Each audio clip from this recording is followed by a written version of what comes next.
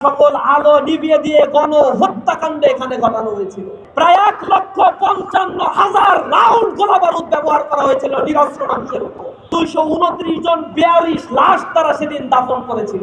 আবার মামলা দেওয়া হয়েছিল সেই নিরপরাধ আলেম ওলামাদের নামে 88,000 মানুষকে সেদিন আসামি করে মামলা দায়ের করে গণ গ্রেফতারের নাটক সাজানো হয়েছিল।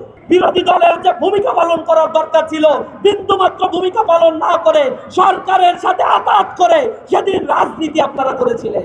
তারা 5ই মে জড়ো হয়েছিল, কিন্তু তাদের সুষ্ঠু বিচার না করে ধর্ম বিদ্বেষীদের বিরুদ্ধে ব্যবস্থা না নিয়ে সরকার সেদিন নীল নকশা প্রণয়ন করেছিল আইন শৃঙ্খলা রক্ষাকারী বাহিনীর আওয়ামী পেটুয়া সদস্যদেরকে সেখানে নিয়োজিত করেছিল।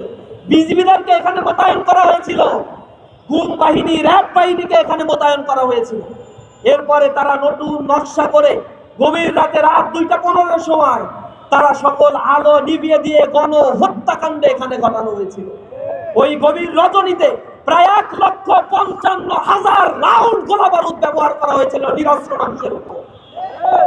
আঞ্জুমান মফিদুল ইসলামের রিপোর্ট মতে তারা বলছে 229 জন 42 লাশ তারা সেদিন দাফন করেছিল।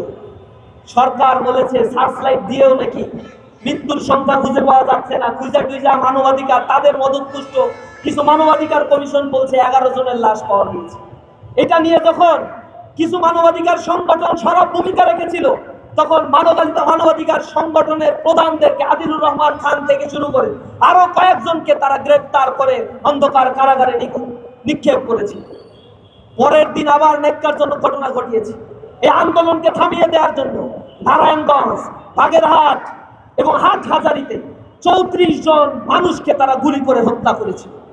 এই হত্যাযজ্ঞের পরে আবার মামলা দেওয়া হয়েছিল সেই নিরপরাধ আলেম ওলামাদের নামে 88,000 মানুষকে সেদিন আসামি করে মামলা দায়ের করে গণ গ্রেফতারের নাটক সাজানো হয়েছিল। আলেমরা এখানে সাক্ষী উপস্থিত রয়েছে। হেফাজতের সেই মামলায় আমরা কারাগারে গিয়ে দেখেছি 5 বছর, 7 বছর, 10 বছর করে তাদেরকে রাষ্ট্রদ্রোহী মামলায় গ্রেফতার করে অবর্ণনীয় নির্যাতন করা হয়েছে কারাগারের প্রকোষ্ঠের মধ্যে। জেলখানায় নিয়ে গিয়ে রিমান্ডের নামে তাদেরকে বঙ্গুত্ব বরণ করানো হয়েছিল। এই রক্তগুলো কথা